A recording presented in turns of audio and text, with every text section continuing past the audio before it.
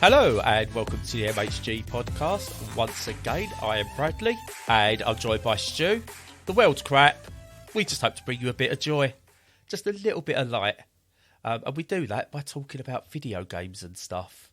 Nothing else has been happening in the world. The country's not falling apart or anything. Let's get this out of the way, Stu. The country's not falling apart, is it? It's all fine. I've been reassured by the Tories that everything is absolutely fine. It seems to be all in hand, yeah. It's like that scene from Community where Troy goes out to grab the pizza and comes back and everything's on fire. That's, I had a nice weekend, a nice day away at the weekend. I checked everything on Monday and, the whole country's on fire. Yeah, it does bring to mind for me, kind of like when you think back to like World War II or whatever, and people... we was all there. Yeah. Yeah, and they're like thinking, well, how did people survive? What did they do? How come they weren't in terrible stress all the time? It's like, well, yeah, they were. All they did was just kind of do what they could and had fun where they could to try and get past the horrible situation. And I think, it's starting to feel like that for me. I feel beleaguered when I can do things like you said, have your day away, or like when I went on my holiday for a few days. And they're increasingly starting to feel like small breaks away from the horror of reality, as opposed to, life is generally good and there are also nasty things going on in the background. The table seems to have turned now, and it feels like anything that you do that's good is just a minor break in the horror. And that could be depression talking. I don't tend towards depression, but there's so many nasty things going on at the moment. It's hard to differentiate between just being down because you have lots of stresses going on in your life and being depressed. So yeah, it's not great. I know that's not a very light-hearted way to bring in the conversation this week, but that's where we are. I can still segue that. Do it. Because reality, it's dreadful at the moment, but we've always got virtual reality. And do you know what has virtual reality, Stu? What's that? Video games. So what have you been playing? Well, first off, I'll talk about one that is entirely on this topic. Now, I've what, the destruction of the country on VR? Kind of both. So I've been playing Cyberpunk 2077 on the Steam Deck. Ooh. And it's a really good game. We talked about it at the time when it came out, and it's got there's some horrible stuff about CD Projekt Red, and there's problems with the game itself, and there's issues with the whole community around it, and there's all sorts of conversation points about this game. It's been a cultural minefield, but it remains a good game. And because it's Cyberpunk, it kind of brings you into that whole world of corporations run the world, people escape via drugs and via technology, and the world's gone to pot and all of this stuff. And it's actually very, very close to reality. And I always get surprised when people say, we're creeping towards this dystopian society. It's like, well, no, we actually live in a dystopian society at the moment. And it's really funny to see all the things reflected in Cyberpunk that are in the world at the moment, and it's kind of like, you kind of, if you want to really survive, you have to look towards the not non-standard, non-rat racy kind of stuff, and that's either treading the line. It's often being illegal, doing illegal things, or living in an illegal way. All of the infrastructure and all the politicians are corrupt, and everything is based on money, and there's no meritocracy, and it's all of this stuff. And it's just like, well, that's kind of where we're living now. But the thing is, it's still an escape, because what they've got that we haven't got is they've got all these excellent cyber implants that mean your physical life is better. So we've got Keanu Reeves with a metal arm. Exactly. So they've got all of that. Like, we got all the crap that we've got with the climate collapsing, and Our Keanu Reeves has got flesh and blood. It's where's the metal? Weird.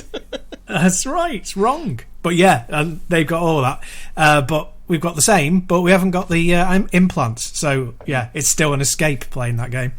I'd rather be living in that cyberpunk world than our world at times.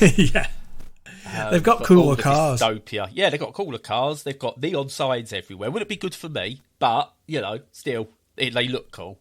Yeah, well, you'd have Cyberpunk eyes, you'd have I would. brand new eyes. See, I'm the one person who probably, one of the Black Mirror episodes where they get the eye implants that can record everything you see. Yeah. I'd take that right now. If someone wanted to put an eyeball in me, but the caveat was it recorded absolutely everything and essentially turned me into a security camera, about now I'd take that. Yeah. I don't even go, yeah, you can look at all the porn and masturbation that I do. It's fine. Just give me the eyes. Yeah. Well, that's it. You get to a point when it's like, none of the caveats matter. I don't care. Just take it. Take away this problem stop for the me. bleeding. Yeah, that'd be nice. Stop the bleeding. Yeah. But yeah, Cyberpunk. I've played some of it. I've not played much. I've got it really, really cheap, and it's the good old games version. Yeah. I think I got it for like $5 somewhere. It was from a grey market selling site. It's CD Projekt Red. I don't care. Yeah. This is just what I was talking about. You can now only have fun by being slightly outside the law anyway. Yeah, I didn't want to give CD Projekt Red full money for a game that's questionable anyway, but I was intrigued by. Now, I went into that with such low expectations. I expected it to be really buggy, etc., etc., etc., as probably many people did, or many people found out, shall I say. And do you know what? It's enjoyable. It's not too bad, Exactly. It's a really good game. Loads of people, a lot of the audience probably know, it was in the news because since the 1.6 patch, which is basically it's now at the stage it should have been when it was released patch, it's become the highest played game concurrently on Steam, which is... I did not know that. Yeah. I think it was 200,000 concurrent users per day after the patch, and it was increasing, which is an insane amount, especially for a single player game. So that's kind of bananas, and they've had like 20 million plus sales of the game and stuff. So it's absolutely gigantic, and it's at the state now, the game itself, where it's kind of worthy of what it should have been. It's still got bugs, it's still imperfect, but it's definitely a very playable state. And the one thing that for me it does that nothing else has done is that it creates a world that I've never seen before. And having played games for 40 years, that is still really impressive. And there aren't very many that can take a genre and it's not doing something particularly new or transgressive or giving you entirely new things to do. So it's not like the first VR game, for example, but it's taking what's already there and it's a point of refinement that you don't want to go back from. So it's kind of like Super Mario 64. Even if that's not your favourite game, it's one of those milestones that, once you've breached that point, that's the new benchmark. And I feel the way it does it is by having a very handmade city. So it doesn't feel like a GTA style environment, which is there's a lot of copy paste, and of course you're talking now like a 10-year-old game or more, but it feels very handcrafted. The areas feel very distinct. You can navigate by sight. There's lots of different styles in there, so there are there's terrazas, there's nightclubs, but there's also industrial areas, and they don't just feel like they've been created in a SimCity style tool and then dropped in as into the first person perspective. Yeah. So I think that handcrafting is great, and then the other thing they've done to flesh it out is bring in all the character classes and character types from the tabletop role playing game, so that the interactions you have in those different areas are very, very variable. So it's not like a fantasy game like Skyrim where it's a variation on, a merchant or a lord that you're speaking to. It's lots of different people in lots of different social classes, and what the outcomes they want from your interaction with them is very, very different. So whereas with Fallout, it feels like it could have been a mod of the Elder Scrolls. Yeah, to a degree. Whereas this, it feels. Whereas my thing was, it's going to be The Witcher in a cyberpunk world. It's not that at all.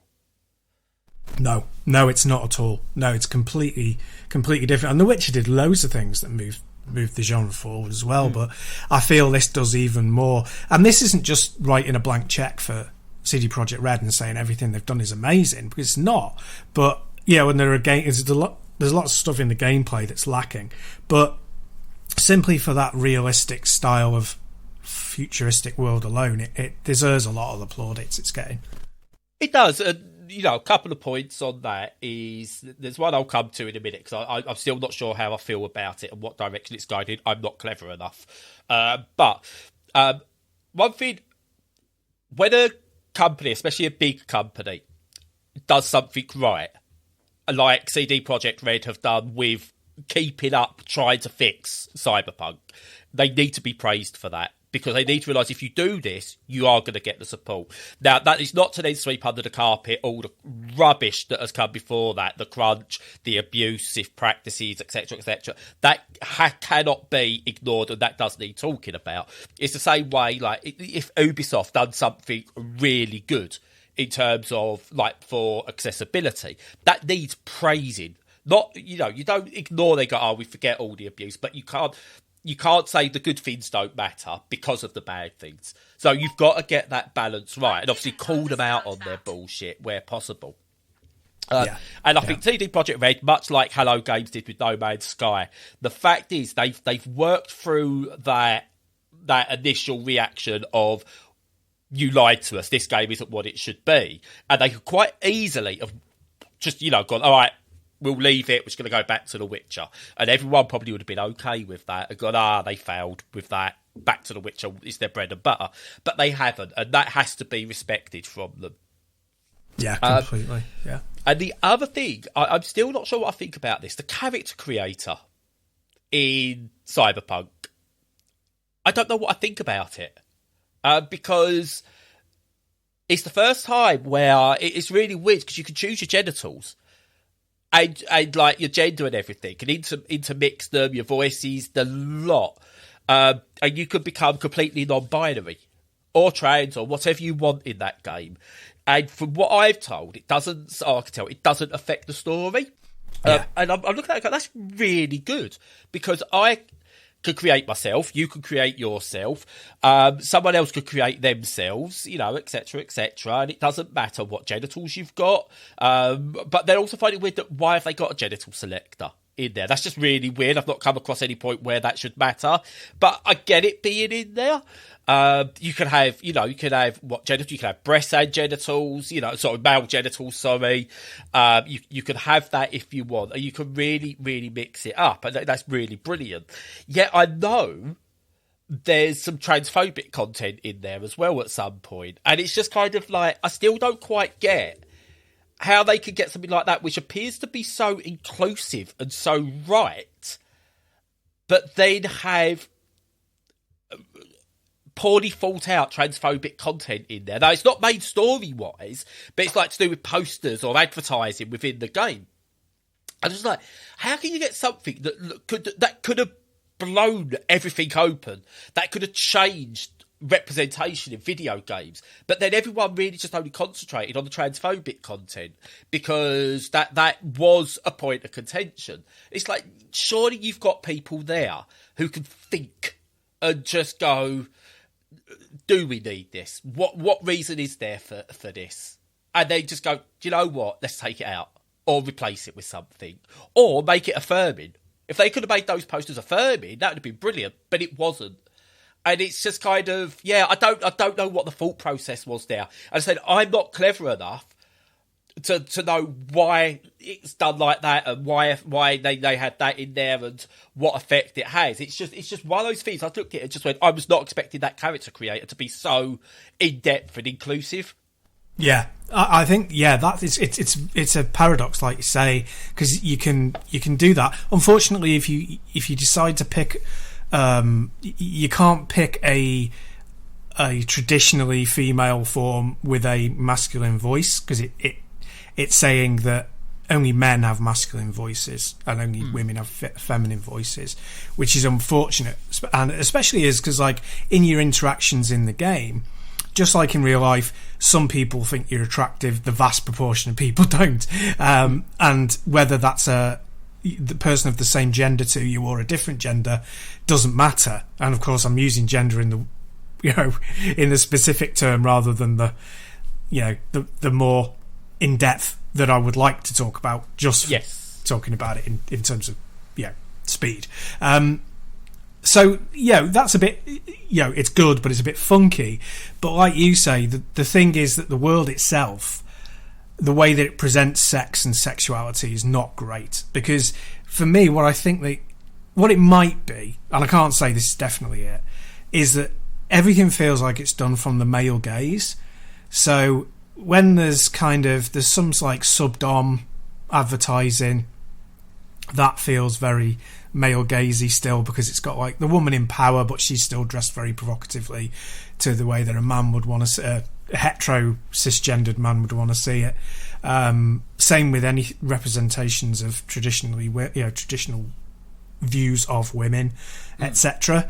And it just feels as though where they went wrong was not having queer people taught them through it, bring them in.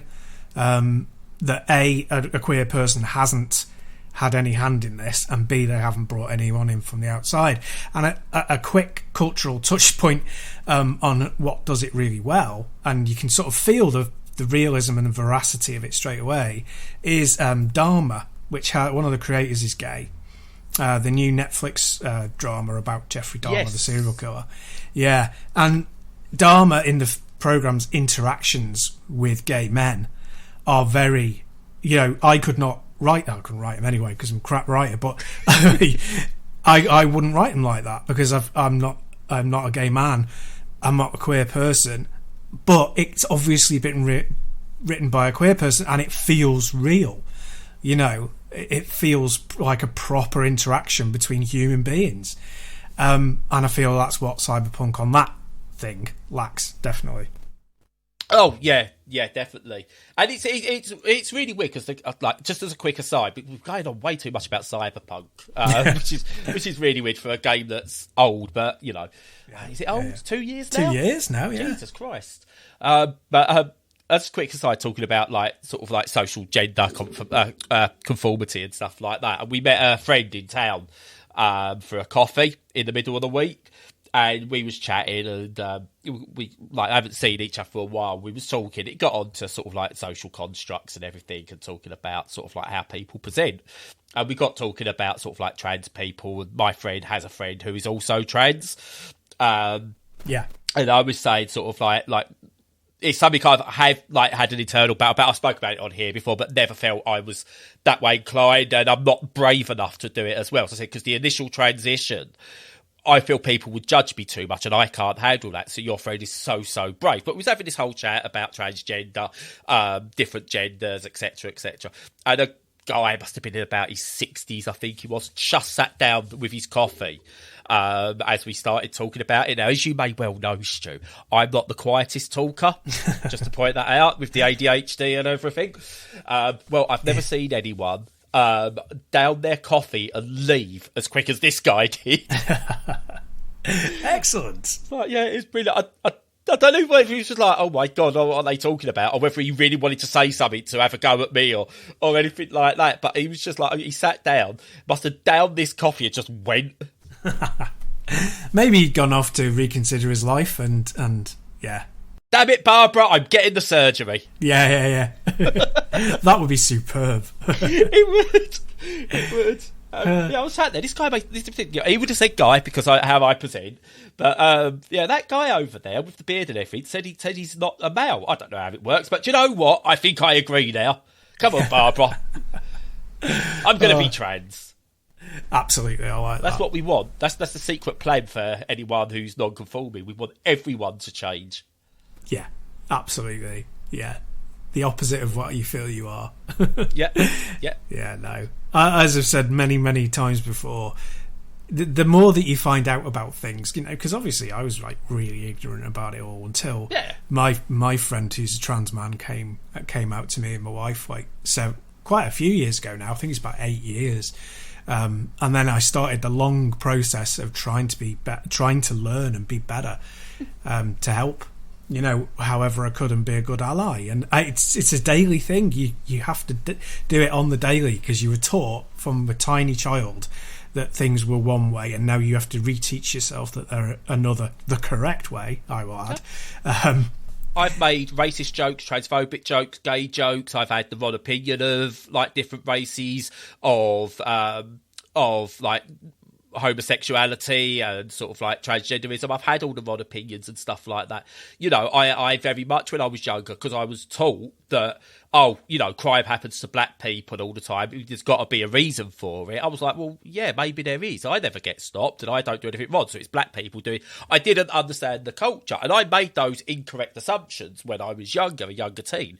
But I learned. I just went, oh, Jesus Christ, no, that's not right. We're always learning, and that it's okay to be wrong. That's what people don't seem to get.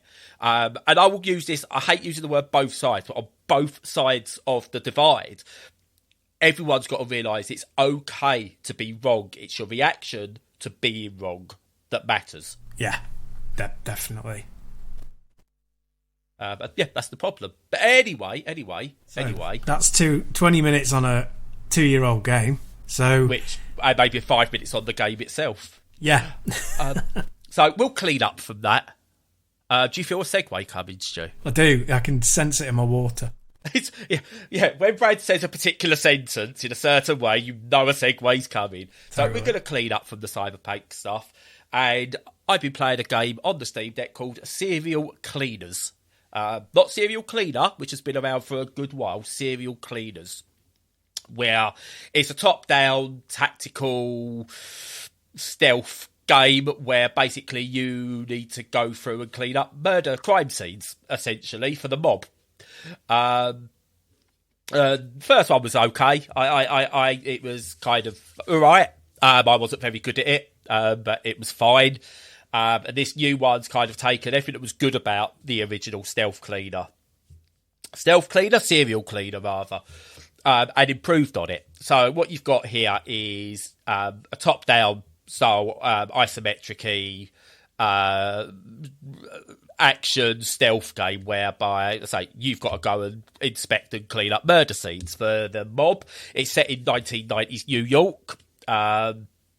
And basically, you go through, you have to do all the things in different buildings and get out without being seen. So the police might be around, and you've got to try and avoid the police, other mobsters, etc., etc., etc. You've got 4 characters to choose from, and they've got their own style. So one is definitely more stealthy. One's like a computer hacker, but they've really lent into the 90s computer hacking, which is really good. So it works. Like, they're talking sort of like a lot of 90s computer talk that people just don't get. And I think, like, what the hell are you talking about, you crazy person? These young people are just weird, and stuff like that. And it's an interesting game. It's not perfect. It's got some dodgy AI at times, but it's fine. But you do things like, if you like find a body, you have to like drag a body to somewhere, but it leaves blood trails. You then have to go back and clean the blood trails. And it literally does it on the nose sometimes. So, like, to clean up the blood, you will use a vacuum cleaner, which I find really cool. Nice. But yeah, it's, you could. I've played it in a few different ways. You could like really be a ghost in it if you want, or you could just go screw it, action game all the way. Which, like, kill everything in sight and clean up after yourself. So there's all those, and the characters all feel really unique and everything like that. And it definitely reminded me of the 90s in its tone and everything. And I just really enjoyed it. It's not perfect. Honestly, I'm not going to go to, everyone's going to love this game. It's quite gory in places as well. It's over the top in places. And then it's kind of subtle in other places. It's kind of not quite sure what it wants to be in terms of tone, but it works at the same time. And honestly, yeah, it's a interesting game that I'm enjoying. Not brilliant. In terms of like, it's just like, oh my god, this is going to live with me. I'm just enjoying it, which is good. Cool, yeah, no, it certainly looks like something that I'd be quite interested in.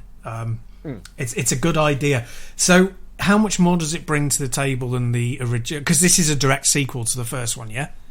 Do you know what? I can't remember. I didn't play enough of the first one to get through to the end. Yeah, so I couldn't tell you, but I'll say. Maybe. I mean, in terms of what the main game style is, yes. Aesthetically, it's very different as well.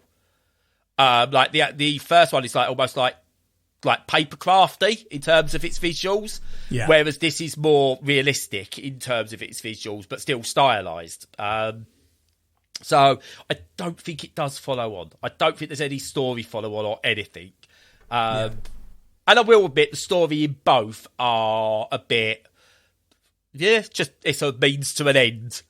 And just looking now, the first one was set in the 70s America. This one's like 90s, so definitely not a straight follow-on.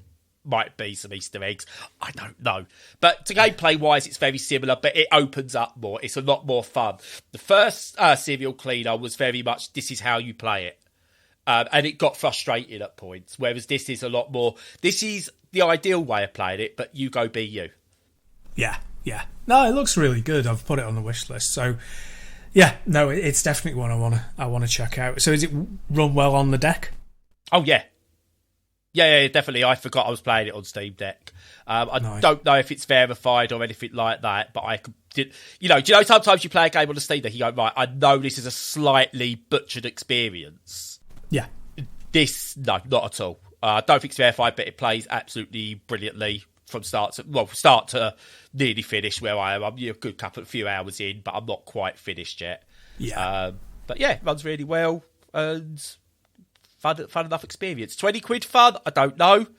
I obviously got a code for it, but maybe sell fun for many, I reckon. Cool. Yeah, it does look. It looks like one that I definitely want to be picking up later on.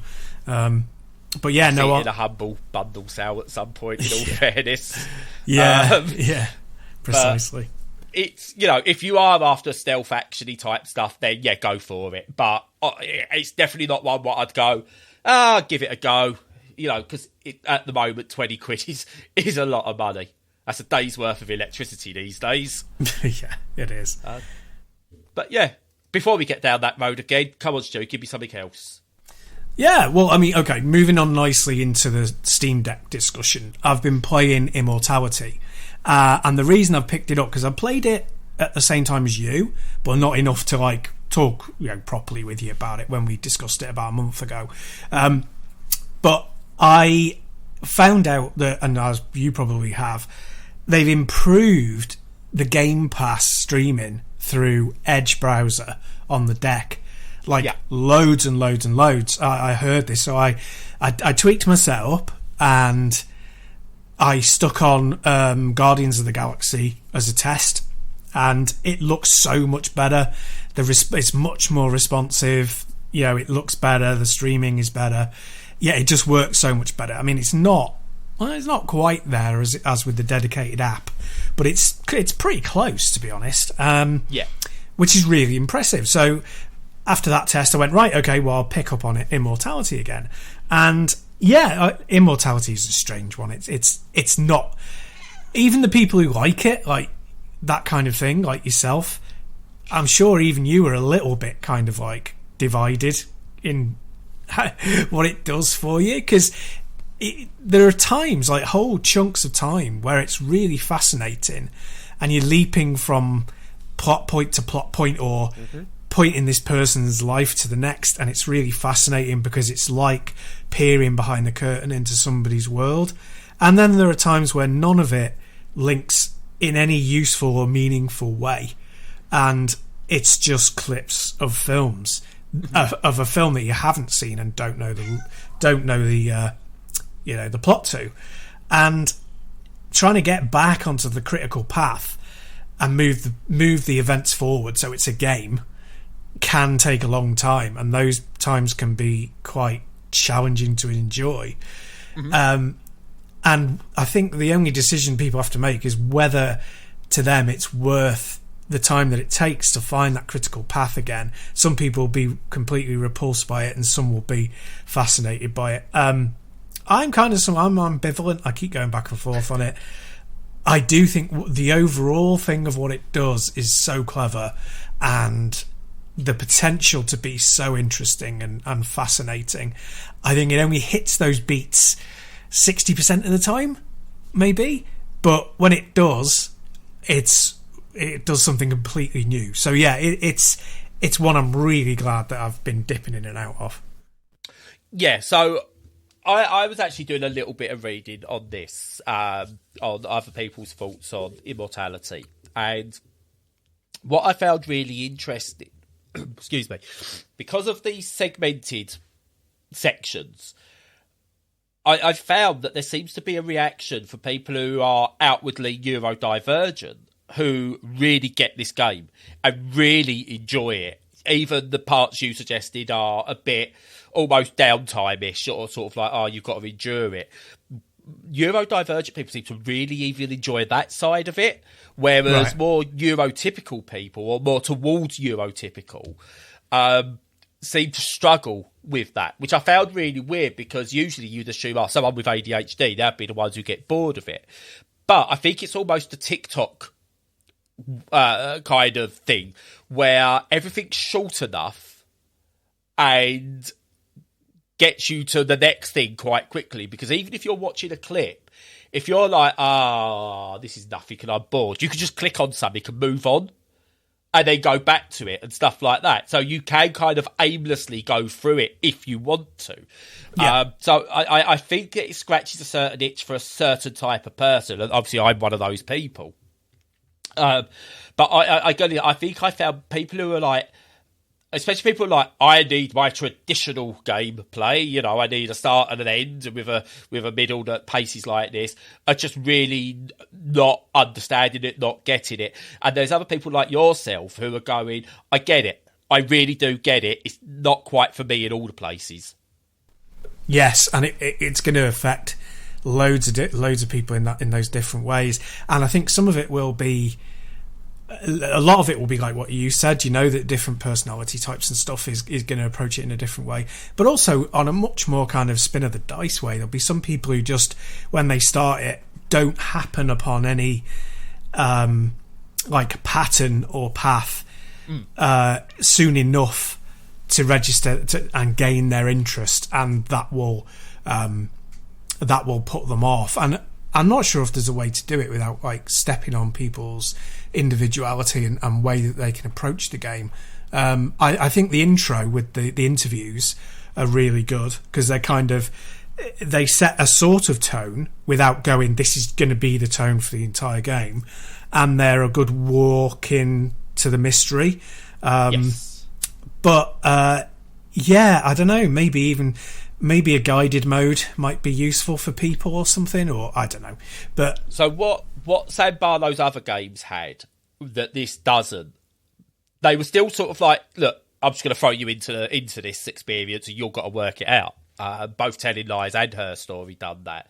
But they had actual systems in place. So like Telling Lies, you was doing via a computer screen, and you kind of, Her Story, you was almost using like a police bit of software to put together interviews and stuff like that, and sort of scrub through different interview tapes. But they had an interface there, whereas this doesn't really, at the start, have an interface for you.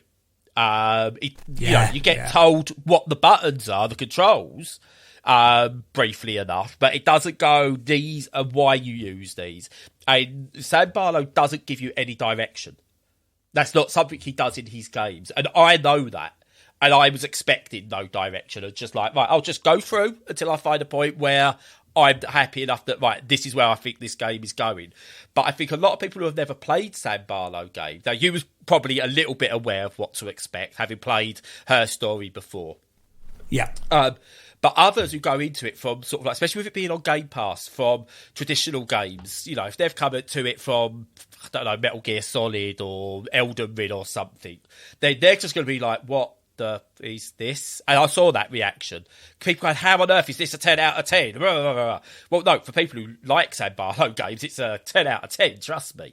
But yeah, it's, you know, I get the criticisms. I really, really do. And I'm not going to tell anyone what their opinion of it should be. I mean, it should be that it's the best game of the year by quite some distance. But, you know, everyone's entitled to their own opinion, even you, Stu. Okay. Oh, thanks. But what I want to ask you, right? You've played Her Story. You've taken the brave decision to admit to me you didn't really care for it. Yeah. You know, I still hold it against you. No, I don't. Yeah, you do. Did you prefer this to Her Story? It's a funny one to say. I think probably yes, because, as I say, I twigged to what was going on in Her Story really, really soon. Yeah. And then it was like, okay, so I'm kind of working backwards from that point to just make it complete as a game, which, you know, as I've said before, I'm not very clever with these things. The fact that I twigged to it is really uncommon for me, so that's really unfortunate. But I think it is a good solid game. So, like, being completely objective, or as objective as I possibly can be, I'd be like, not for me, but it's a good game. Yeah. I think with Immortality, I would probably, at this point, and I've only played a couple of hours, although that probably means I'm quite close to the end.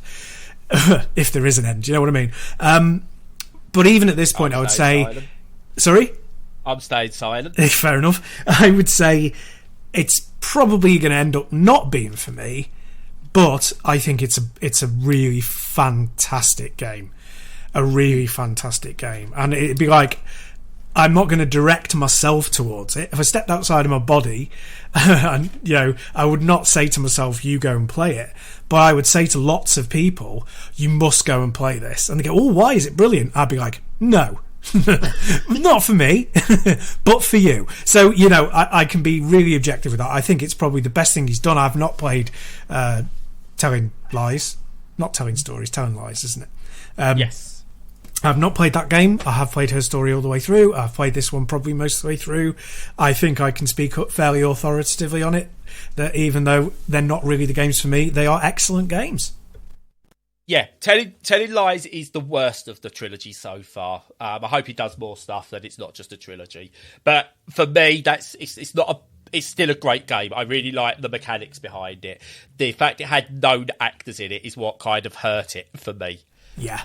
Whilst I probably prefer Immortality's story, what of the three games like there are, Her Story is probably the one that I would like to see more done with, making a proper detective game out of it.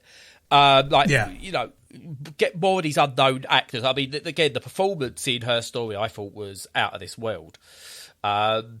Yeah, it was. But get more actors in to do more crime stories, so to speak, maybe, that you need to decipher using that technology and build on it. Whereas Immortality, I love the story, but I'm done. I don't mind if we never see the mechanic again. Maybe build on that mechanic, the restoration side of it. I really, really, you know, it's a great idea, but I don't think I need more of a visual mechanic to it that Her Story and Telling Lies gives. But in terms of actual storytelling, then Immortality blows the other two completely out the water. But I tell you what, for people who like FMV games, who like mystery, in terms of a trilogy, they're brilliant. Yeah, it's definitely the best of those kinds of games I've ever played. Yeah. Although, still, one more shout for a Steam Deck verified game as well, considering it's so old and there's never going to be the sequel that it needs. Contradiction, Spot the Liar. I maintain everyone should go and pick up that game and play it, because it's the best hammy acting you will ever see in a game that just works. I've never even heard of it. Yeah, that sounds intriguing. I will I will. I might even have an old code for it. If I have, I'm going to send it to you because it's one of my favourite FMV games of all time. It's definitely got that old traditional FMV side of stuff with like video like stuff thrown in, but it's worth it. It's just so worth it. It's nice. Brilliant. Excellent. But moving on from liars and movie stars and so on and so speak words stuff. So speak words. Yeah, so speak words. Me speak words good. I've been playing a card-based, it's not roguelike, and it's not even a deck builder, a narrative-based card game adventure. Okay. Called Foretales. Okay. Now, Foretales is really, really interesting. So it is slight deck building elements in terms of you play cards to battle foes and stuff like that, but also to do other things within the game. So essentially, I don't want to ruin the story. It's got a really interesting story that changes based on what cards you play. It's really cool mechanics. So basically, you get laid down some cards from the narrator, so to speak. That will be location cards, people cards, etc. And then you've got a deck of cards for your characters. And they have different stats on them, attack stats, defense stats, other types of like bonuses and stuff. And basically, you have to play your card on one of the cards that the narrator's dealt. So they might go, your story might be, you've got to go and recover this item from this building. But in the deck of those cards, you might have to go to a marketplace or then go through a maze or try and speak to someone who can guide you and stuff like that. But you have to play cards to do it. So you build up as you win battles, you earn money, reputation, food, life, etc. So to give an example, something very basic, very early in the game, you've got like 3 cards laid down to tell the story. This is what it does to guide you. And it goes, you've got to get through to this card, but to open this card, this person here needs food before they speak to you. You know, they're a peasant, they need food. But you haven't got any food, so you go to the marketplace, you've got enough gold to buy 1 food, but they need 5. But because you've been to the marketplace, that card now gets discarded and another one goes down. And that might be a battle. And you fight that battle where you get money. And you've then got, obviously great, you've got a bit of money, so if there's a marketplace come back up, you go buy more food, or you get another card that might allow you to go do something and use another stats card you might have to lay it down and go, look, if we don't fight, look, we'll let you go and you give me the food. You build up enough, you get the food to give this person, and they give you the information you need to close out that bit of the story and move on to the next. Honestly, it makes sense as you're playing it. Me trying to describe it, it doesn't. Gotcha. But it's just a really, really cool narrative game based around cards. It's very, I suppose the only thing I could say it's like is like a bit Dungeons and Dragons in terms of how the story's structured and what you do means something. But it gives you like this quite fairly long tutorial and then opens up to what decisions you make to what story part you do next has an effect. So your partner gets kind of captured and then they're in a prison and you've got 2 moves, and a move is an entire story to do something to potentially save them, or do you go and do something else and let them die, and it's all reactive to what you do. Again, I'm a few hours into it and I feel like I've barely scratched the surface. It feels like, you know, Dungeons and Dragons board gamey type thing, but the narration of it works really well. There's tons of character to it. The voiceovers are done really well. It's like the art on the cards is beautiful. It feels unique in so many ways.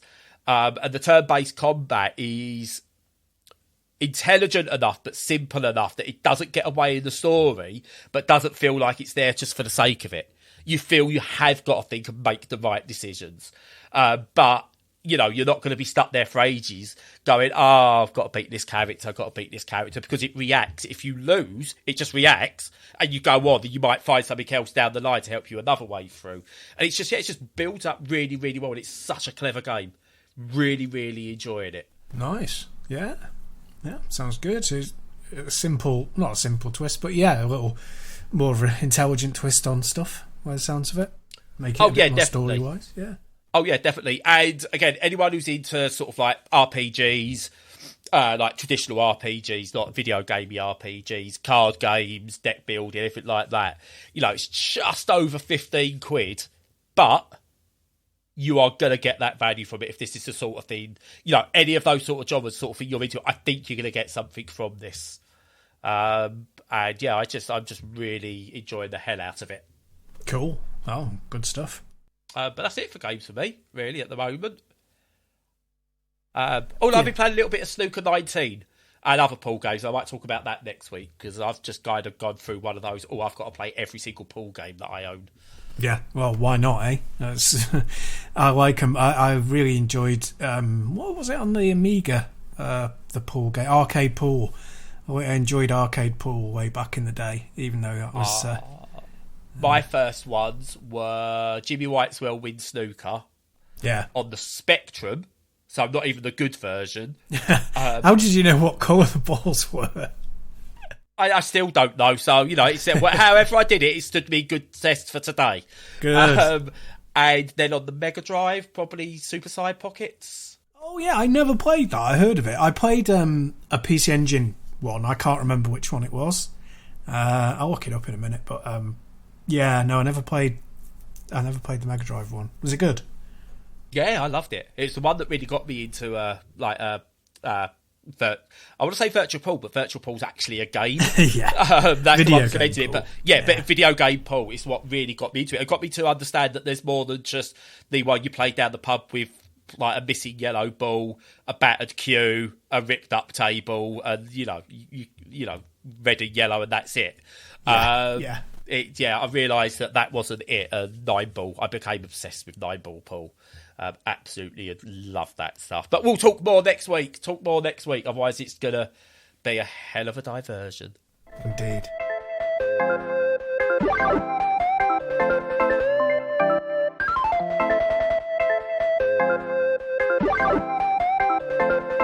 So that's it for games of the video variety. I had what should we say, a game of life to see a game of football at the weekend just gone. That affected my mental health. It was a mental health roller coaster. But let's go a little bit of context. You know a little bit of this, don't you, Stu? Because obviously we was meant to be meeting up that weekend, but certain events meant that we couldn't. But anyway, Friday. Sorry, as people know, at the weekend, I was meant to be going up to watch the Women's Merseyside Derby with my family, for my daughter. We was going to meet up with Stu, his wife, stuff like that, and we was going to make a full weekend of it. It was going to be brilliant. We took the kids out of school on the Friday because they was ill, so to speak. They wasn't feeling very well. And so we got on the road about 11ish, 10:30, 11 o'clock in the morning, so we could spend summer Friday with friends and stuff like that. So we're coming up from Essex.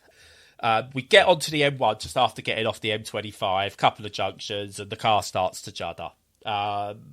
So we had to pull over, called the AA, who told us to Toddington Services. I never want to spend another minute at Toddington Services. Told us to Toddington Services, where we waited a couple of hours, and the AA proper, like the man with the van, came out and had a look at it and just went, essentially went, you're not going any further. Okay, cool. Right, what are our options? Right, we can't tow you. We can only tow you to a local garage. It's like, great, we're in Luton pretty much. We need to get back to Essex or to Liverpool. How much is it can we upgrade our membership and get a tow home? That's not a problem. You could do that. Excellent. It's like, so, okay, yeah, we'll like to do that. And then it's £213 for the actual tow. What? Yeah. So all in all, it's about 300. I think it worked out about, I don't know the exact price, but it worked out about 325 quid for the AA to tow us home. I was like, oh, well, no, we can't afford that because we've also got to try and get the car fixed. Don't know. Turns out that it's like the fuel intake and then the turbo possibly gone, and it's going to cost a lot of money to get fixed, about £1,000. Support us on Patreon. or coffee. Right. Yeah, it's going to cost about £1,000 to get fixed. Like, oh no, right, okay. So we go sit in the services, and we're like, what are we going to do? Because like by this time, like the kids still think we might get to Liverpool, because we say we'll try our best to get you up there still. You know, even if we have to sort of like do it on the very, very cheap. You know, just have a chippy tea or something like that, or just buy a microwave meal and hope the hotel cook it. We will do it. Then the cost of it, we start ringing around other tow companies. It's getting more and more expensive. Then we realise to get a hire car. The hire car price is okay, £179 for a week, but they need a £100 deposit on top of that. And we looked at, there's no way we could do this. There's no way we could get home and get back up to Liverpool. We can't afford to be towed to Liverpool and then get home. So me and Lorraine, we just went, it's over. Weekend's over. As you know, I messaged Jushu to say it's done, completely done. Really sorry, not going to make it up. It's done. We was like, as soon as Edith realised, Lucas was really disappointed, but he kind of kept it all in a bit. Edith burst into tears. She was screaming at us. So I get it. She's 5. All she wanted to do was go and see her heroes play football. Bear in mind, we'd also done probably like 30 to nearly 50 quid already in the services for the kids to have lunch, dinner. By this time, we spent 7-8 hours in the services. Yeah. Luckily, I had taken some medication the night before, so it didn't completely send me over the edge. But Lorraine puts a tweet up to try and keep Edith happy. She went, should we put... we'll take a photo, we'll send it to our friend who lives in Liverpool to go, sad we can't go. And she goes, so Edith, should we put a tweet up? Wish Missy Bo and Liverpool good luck for the game. And she said, yeah, do it, put the photo up. Anyway, tow truck comes along at about, say, 8 o'clock, something like that in the end. Puts the car on and we start going home. My eyes are completely going by this point as well. But I hear my phone just go, boop, boop, boop, boop, boop. I was like, Jesus Christ, that's a few messages. It's a message from the supporters club, Liverpool Women's Supporters Club. Nick says, really sorry I missed your tweet. Otherwise I would have come down and picked you up. I was like, that's really nice, but we are literally 15 minutes from home now. Back on the A12, you know, a couple of junctions away from our house. Don't worry about it. I really appreciate it. And she went, apparently, like, Missy Bokerns, like Liverpool players, tried to get in touch. I was like, I've not had anything. So I said to her, can you check your Twitter? And she's got like a direct reply to her thing from Missy Bokerns going, can you check your DMs? And then she's got a DM from the club itself going, can you try and get in touch? Missy Bo wants to do something for you. Now, we honestly thought that it was going to be... maybe she'll send a signed picture or even, you know, a signed shirt or something like that for Edith. So like, I'm sorry you can't come. But I know how much you know, she knows who Edith is. Like, she's met her at games. She has a photo taken with her every game we've been to. So she knows us. We thought, you know, signed shirt, signed picture, something or whatever. It's going to be really nice and that'll be really cool. So we started to pull up to home and all I hear is, oh, what? No, my God. And I'm like, what? She went, just let's get the car off the thing. Just bear with me. She comes up to me. I don't want to say it. Lo comes up to me. She goes, I don't want to say anything too loud in case I've misread this and I don't want to get Edith's hopes up. She went, but Missy Bokerns has DM'd me. She's going to pay for a driver to come down and take us to Liverpool, watch the game and then bring us back. And I went, what? That can't be right. So she looks at it, she gets in touch. She went, honestly, I can't have Edith miss this, like her first Merseyside derby and her first trip to Anfield, or anything like that. She goes, so I'm going to send an executive car down for you to pick you up on the day of the game, drive you to the game in luxury, and stay for you, and I'll take you home after the game. I was like, she was like, just can't believe this. What? That can't be right. And it's just like, wow, thank you. But yeah, we go, right, Edith, do you still want to go to the game? She's like, yeah, I do. And we said to her, right, Missy Bow has been in contact. She went, what? Has she? It's like, yeah. And she's paid for you to get driven to the game. She let out this almighty scream to the point I thought something was wrong, but just pure excitement and everything. And it was like, yeah, like tears again. It's like tears of just absolute joy. It's like, this is not, wow, just amazing. Like, for anyone who doesn't understand women's football but might understand men's football, it would be the equivalent of your son's or daughter's favourite male player from your team calling you up, sending you a message to drive your kid to the other end of the country to watch that game as their guest, in a way. Yeah. Out of their own pocket. So she just goes, give us your address. I'll get in contact with, it's like a company called, I'm gonna do a sponsor shout out in a way. They're called Silk Executive Travel, who Missy Bow used, and they were amazing. They were absolutely amazing. But yeah, so I'm still expecting to wake up. Honestly, I really, really was. But we get to Sunday morning, get up, and like the pinch is like, oh yeah, I've definitely still got those messages. It's definitely happening. Car turns up, and like the kids just lose their shit. It's like a brand newish, like Mercedes custom built car. It's Netflix, YouTube, just sit back, relax, and get there. It's like absolutely brilliant. Like wireless charging devices in the arm of the seats. The seats are massage chairs in there. So I then get a message from Missy Bow, like on Twitter again, going, make sure you send me all the pictures and everything, or tag me in any. Here's like, can you send them on WhatsApp? Here's my number. Like, what the fuck? This is what? I've just got a professional footballer and my daughter's hero's number. Like, okay, add her to WhatsApp, and I send her a couple of the pictures already taken. And then next thing, my phone goes, and it's like on the phone, look down, I was like, Jesus Christ, it's Missy Bow Kearns. This is surreal. This is not right whatsoever. So I answer it on things. She's like, "Hey, Div, hello, how are you? You're looking forward to it." And it's like, yeah, please make sure you're having whatever the car's got. You're watching films. Yeah, we are. Can't wait. Thank you so much. Thank you. To a point where I think she's going, just stop with the thank yous, please. I get it. But yeah, we get up there, go and watch the game. Absolutely brilliant. Unfortunately, lose 3-0.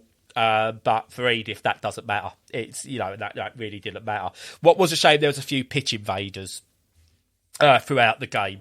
Now, I don't know what was possibly planned, because Missy Bow had turned round to, like Missy said, make sure Edith gets to the front at the end of the game.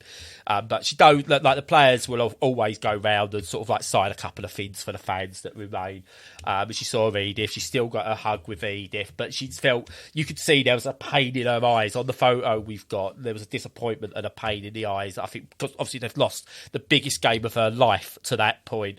I'd imagine she's a 21-year-old kid still, essentially. Yeah. And she, no doubt, she had this all marked out in her head, what was going to happen at that game. Whether she'd have scored a screamer in the Kop end or something like that, I don't know.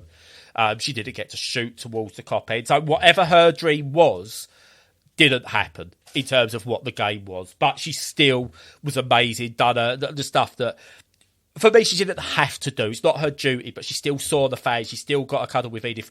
Got her lovely photo with Edith at the end. Had a chat with her. She signed Edith's scarf, and she drew on Lorraine's top. But yeah, we then made our way home. Got home about 1 o'clock, and just like about 2 o'clock. Sorry, just crashed on the sofa. PlayStation 5. Oh yeah, there was a PlayStation 5 on the way back as well in the car. Good point. Blimey.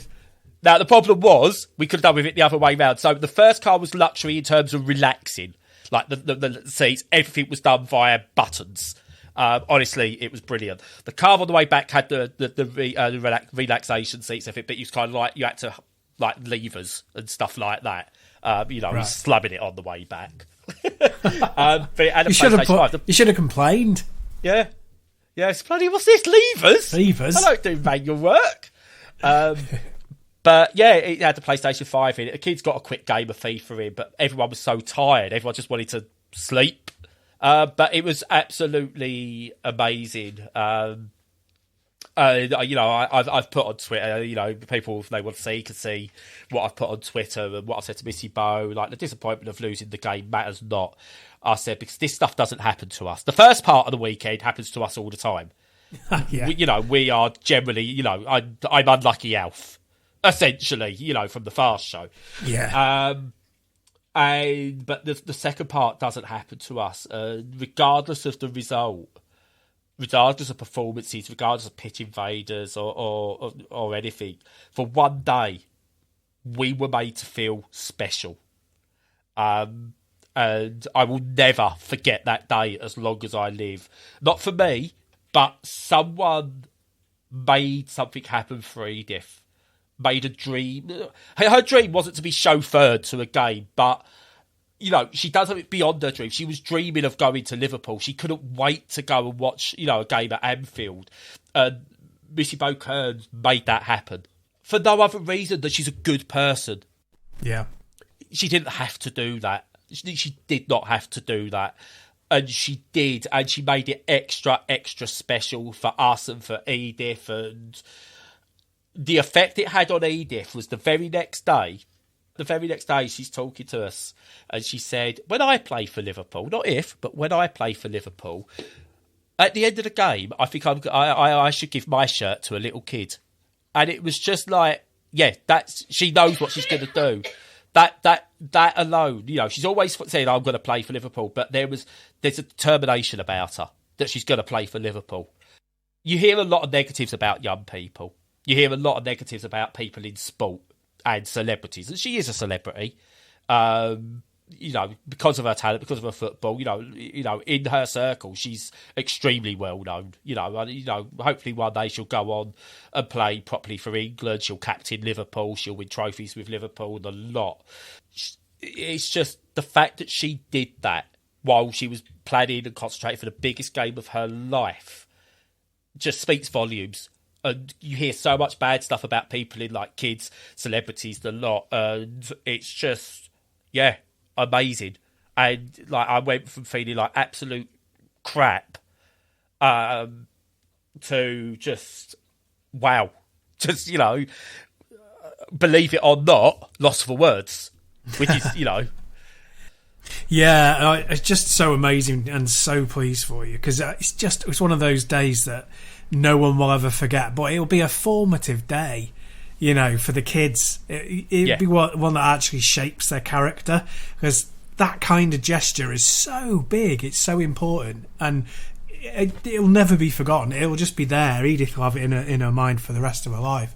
And you can't... Even Lucas. Yeah. I mean, just to add the one little thing to it that Lucas got mostly from it, he enjoyed the day and everything. And what I will say, and this is, again, what I love to see, of all of us, when we was in the worst possible way on the Saturday, he held it together the most. He kept Edith entertained. He bought her dinner and everything. Like, we ended up giving the money back. But, I said to him, he gained out of it, because I said, look, tell you what, don't know what money we'll have, but I will guarantee you I will buy you FIFA for release day, because you've earned it. You've absolutely earned it for what you did. So he got out of it, but he showed something that showed me whatever he does, he will make it. He will be okay. Because he can, when he needs to, show maturity beyond his age, despite not being a horrible dickhead of a teenager most of the time. He showed maturity beyond his age when we needed him the most. And it's just, absolutely beautiful. And even though we can't afford it, we rewarded him. 70 quid for a game, Stu. It's ridiculous. Bloody hell, that's crazy. And he got a pair of old man slippers from Morrison's. Nice.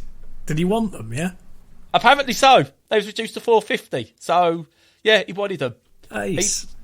So, fair enough, whatever. Yeah. But that was our weekend. I just can't. It's just a whirlwind. And every now and again, I still check back on my messages and stuff to make sure it actually happened, because it still doesn't feel real.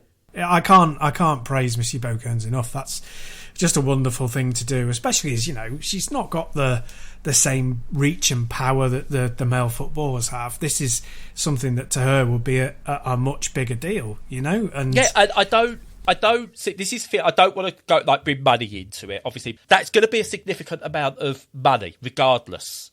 Yeah. And the fact that they've done it on my daughter is just amazing. But what it also shows, and it's a lesson I want, like I was always taught, is in terms, and I think I said this before, that in terms of level of respect you show people, strangers get the most respect.